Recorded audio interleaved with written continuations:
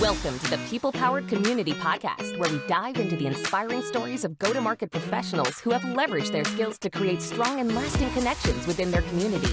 Get ready to be inspired and learn how you too can harness your business superpower for good.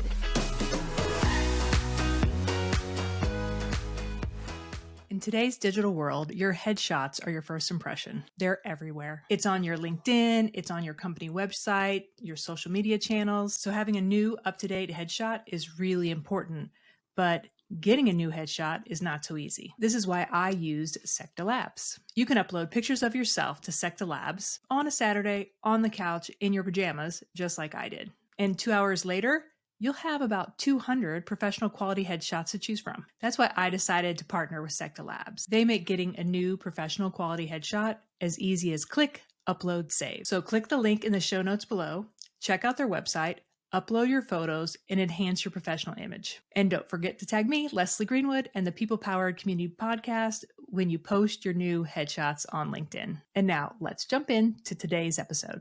Hello, and welcome to the People Powered Community Podcast. I'm your host, Leslie Greenwood, CEO and founder of Chief Evangelist Consulting, and we are live with a new episode today. And I have my friend on, Joey Alvandi, AE at Turiel, and I'm really excited for this conversation. So, Joey, welcome. Yeah, thanks for having me. I'm always pumped to chat with you, Leslie. But yeah, especially pumped to do it on your new podcast here, and just glad that you thought of me. Of course, you're amazing. Why wouldn't I think of you? You were one of the first people I put on my list, and then of course I told Chet that I got you on my list, and then he got mad at me because he says you keep saying no, and I got you to say yes. So I'm feeling kind of good about myself about that. Yeah, I talked to him this morning. Actually, he finally sent me the link to book time for his podcast as well. So. But you are first. You are first. I'm gonna take that to the bank, actually. So I appreciate that. So today we are going to talk a lot about you, what your superpower is, and then how that relates to how you interact with, build, etc. community. And but first, let's start off a little bit like. Tell us who you are, what you're doing now, and kind of how you got here, and maybe a little bit about what do you see on in your future horizon? Yeah, for sure. So my journey, I guess, into the SaaS sales world started when COVID hit, right? COVID hit. Prior to COVID, I was a general manager of a gym, actually. And of course, once COVID hit, things just totally changed. And I knew I had to pivot. And so I looked into different options work-wise that I could still connect with people on a regular basis, but maybe do so in a remote environment. And that's what led me to my first SDR role, actually. And I just loved it ever since. I haven't looked back. Spent time as an SDR, and then, of course, now I'm an account executive, and I've been doing that for a couple of years now. But it's been great. It's been a fun journey, and I would say my LinkedIn journey has also evolved as I've spent more time in this space as well, which is pretty cool to see. Yeah. So how long into your tech sales journey until we met at Pavilion? Because folks, Joey and I worked together at Pavilion for I think about a year. So that's how we met. So how long had you already been doing that when you joined Pavilion? Yeah. So prior to Pavilion, I had about 8 months experience as an SDR, and then another 8 to 9 months experience as an account executive. So almost 2 years of experience within the SaaS world before I joined Pavilion as an AE over there. And then, of course, like you said, we worked together there for a little over a year. Love the Pavilion team. Still talk with them regularly today.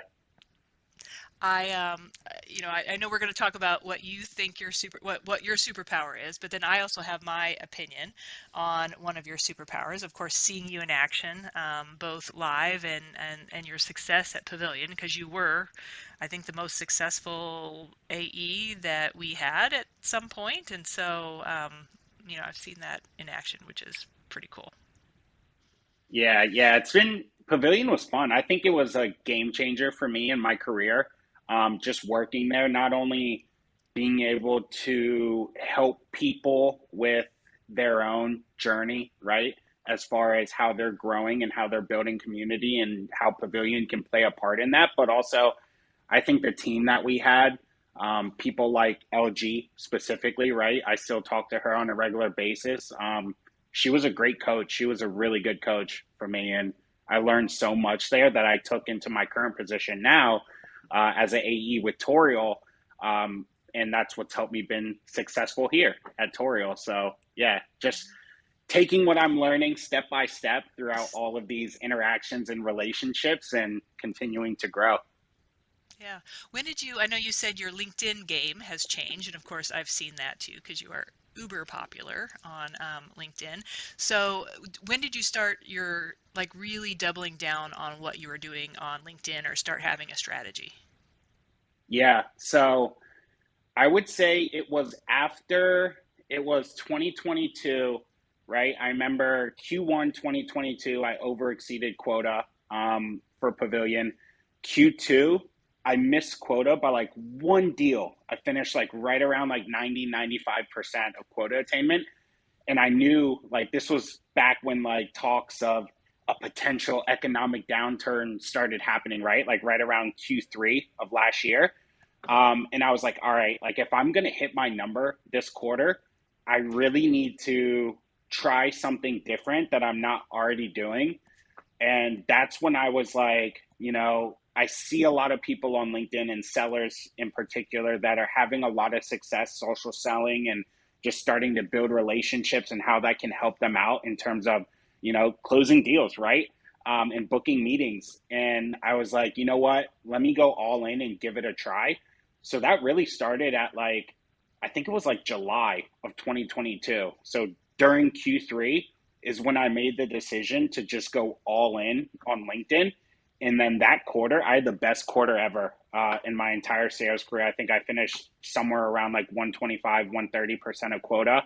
And yeah, it was a game changer. And it was because of the relationship building I was doing on LinkedIn and just the social selling, getting the brand out there and people actually, not only, of course, me outbounding and booking meetings through LinkedIn, but people actually coming to me as well, which still happens to this day. People are coming to me asking me about Pavilion. They're like, hey, I know you as the Pavilion guy. Like, what are your thoughts on Pavilion XYZ? And then, of course, I toss it to I the hope team over there. you But got your yeah, referral link, right? Aren't you using, you better use that referral link. exactly. I need to. I need to. Honestly, I've just been hitting up LG every time. I'm like, hey, like, this person hit me up. You all should reach out to them.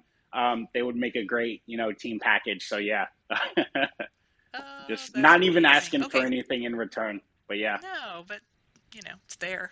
Um, I had no idea that you just started on LinkedIn like literally last July, a couple months ago. That's crazy. Yeah, I was on there before, right? I definitely had like a LinkedIn account. I would post here and there. Wasn't really active in like comment sections of other people's posts, wasn't really active in DMs. I was one of those people that occasionally I would post something that's like, kind of creative or what's top of mind for me. But most of the time I was just reposting company, pages, different things like that. Nothing really special or unique to me.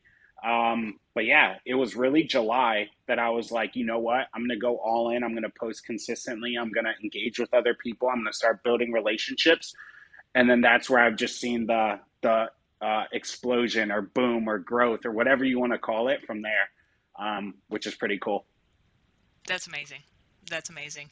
I think you'll look back on that time or this time, like, when you're old like me, and be like, wow, like that, like not just your business life, but like the kind of context that you've made and the network you've built. You're like, wow, that has been such a defining story in my life that I just think it's going to be really interesting. So when I'm 80 Oh yeah, and you're like 40, um, I'm not that much older than you.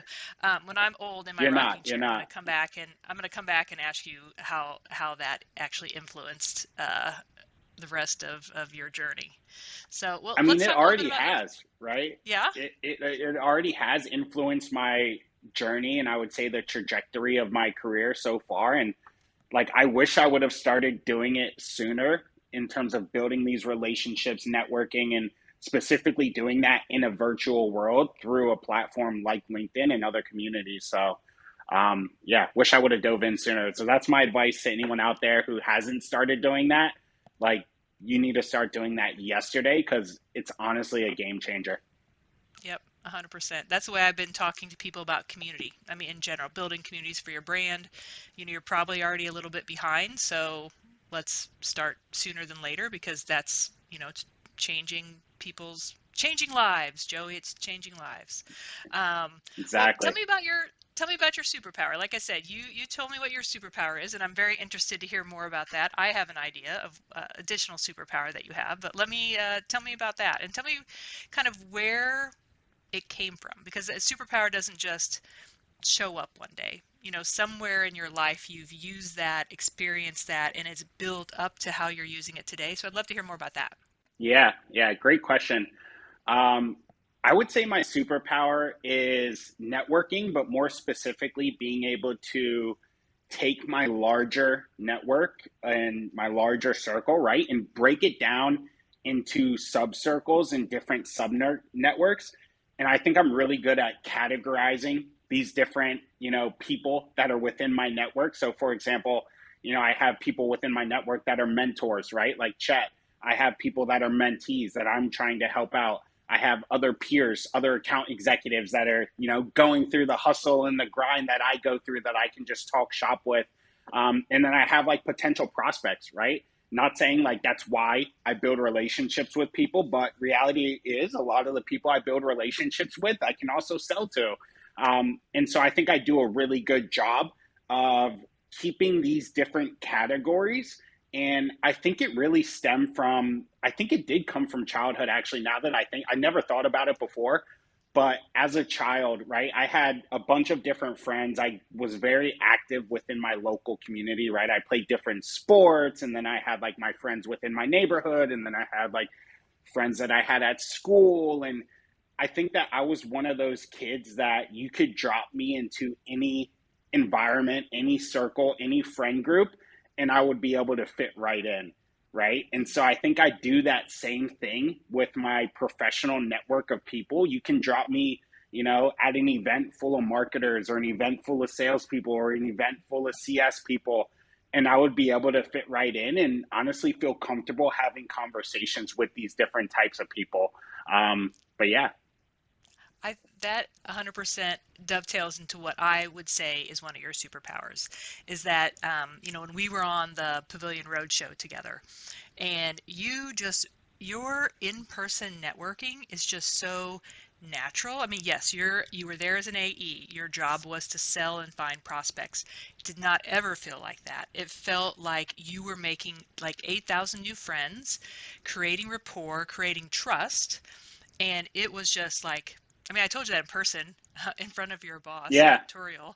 Like, that is just something that you are so naturally good at. And it's interesting that you were that kid that could kind of like surf between groups and always have a place. I think that's also, as you don't have kids yet, but like very psychologically healthy, because if one group goes bad, which, you know, they all do at some point, you can go into exactly. another group.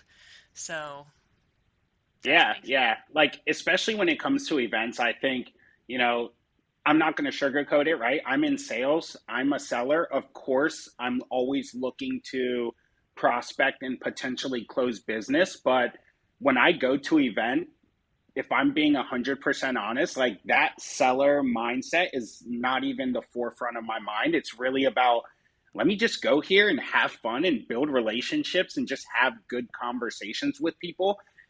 If it turns out into an opportunity and a deal, then hey, that's amazing. But my true, driving force or whatever you want to call it, like my true, the momentum I have or motivation to go to these events is really just to build new relationships with people and have good conversations. Because you never know where it could lead. And a lot of times it does lead to revenue and to business opportunities. So that's always great. You can tell that that is so authentic because like I think we've talked about this before, is like I'm a big believer in, like, I watch body language. So even on, a Zoom call, I'm like, are they slouching? Are they listening? Are they nodding? I'm like, your body language, your animation, your smile when you were describing going to a conference, you can tell there's so much passion there. And like, I mean, I think there's things you get paid for. I mean, you get paid to sell deals, and there are things that you get paid in other ways. And I think for you, that kind of like connection is something that you get, it seems like you get a lot of personal satisfaction on. It's like the bonus that doesn't come in dollars. Yeah, yeah, for sure. And I think many people miss that, right? A lot of people like, and maybe it's at fault to some of the pressure that comes from, leadership or whatever it may be around, numbers and closing deals and revenue. Like, I totally get it, right? It's a business, they need to make money. But at the end of the day, like, how you make money is honestly just going out into the world and building quality relationships. And yeah, the money will follow, but you really have to put that in the back of your mind and go out there and just be authentic, build a relationship, be curious, and have a good conversation with people. And things tend to work out for the better when you do that, or at least that's what I found in my experience. So that's I what I think continue to try to do. Yeah, I think what we're seeing a lot in today's marketing world is like what I'm just saying is what's old is new. So if you think about, if it's community or in this way, you're still building kind of community at these events. Um, you're trying to like get to know your neighbor. And then when you're sick, the neighbor brings you pie. And then when they don't have sugar, you're going to bring them sugar. So, or if they say you're at you just went to the brand new restaurant in town, they ask you how it was, and they're like, oh, you definitely have to go. So like the things that you're doing are very much like, the old time neighborhood or community that will Yeah. influence business over time. Yeah, exactly. I mean, I've never even thought about it like that. So that's really a good analogy. And it's funny because I'm not like that with my, my neighbors in real life. But in LinkedIn and in the community and in the professional world, like, yeah, that's exactly how I approach things. And yeah, it's not always about, what can I get from this person or how can this person help me. It really is about just wanting to build a relationship and not even ask for anything in return. And 9 times out of 10, at least what I found is like when you do that, it does lead to business and it does lead to, revenue and success and closed deals, whether it be directly with the person you're building a relationship with or an introduction from that person to somebody else, or, maybe this person teaches you something that you're going to be able to learn that you can take back to your day job that can help you, close more business as a seller or whatever it may be. Like there's so many different ways that you can benefit from going out there and building authentic relationships that aren't exactly, prospecting, book a meeting, deal closed, but that are still tied to revenue in the long run. Yeah. Awesome. Yeah, and I was gonna the next question I was going to ask you, but we've already answered it, is how do you use this superpower to build community? And that's basically, that you've got this natural superpower, and that's what you're doing. Like it's influencing your professional life, your personal life. Um, so I guess my next question to you would be then, say there's someone out there that they think they had a superpower like yours. They're good at Hmm. connecting, creating these micro buckets of community, etc. What advice would you give to them, or what's a tip you would give them that they could action on to start seeing some of those benefits?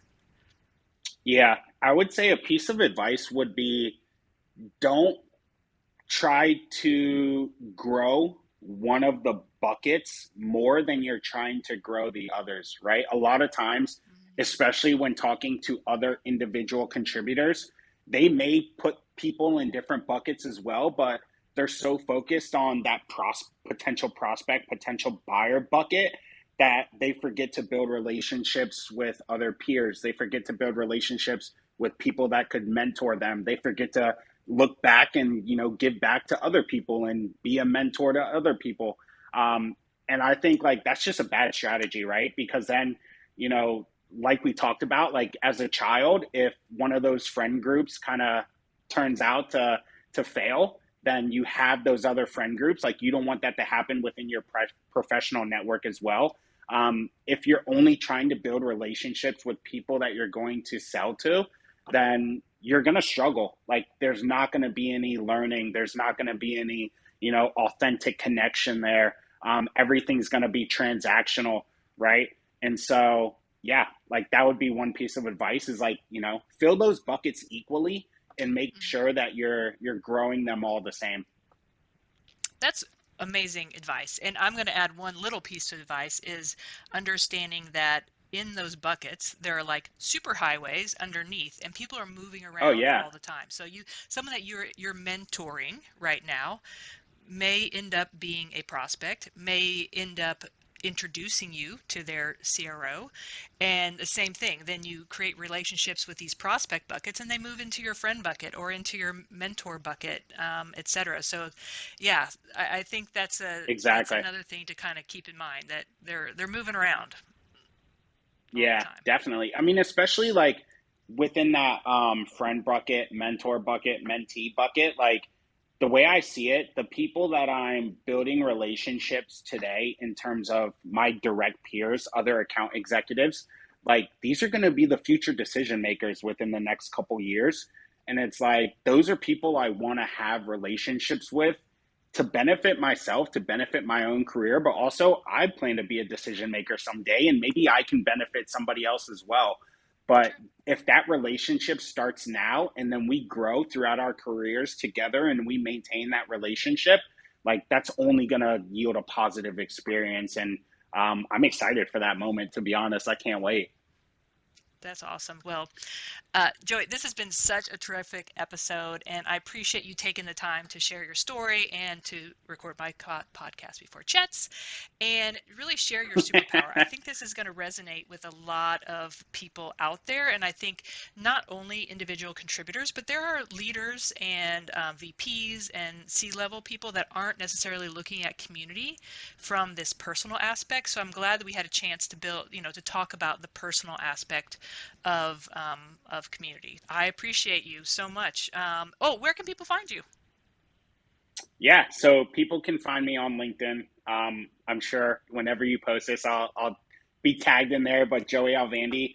Another fun fact: LinkedIn is the only social media platform I'm on. That's the investment I made there. Mm-hmm. Yeah, it's the only one I spend time on. It's the one I find the most value in, and so that's the only place you can find me. Other than that, if you're a marketer and want to chat interactive product tours, you know who to reach out to. Hit me up. We're doing amazing things at Toriel. Got to plug myself there. So, yeah, thanks for having me, Leslie. That's awesome. Well, I appreciate it. That is all for today's episode, folks. We thank all of you for listening, and we will see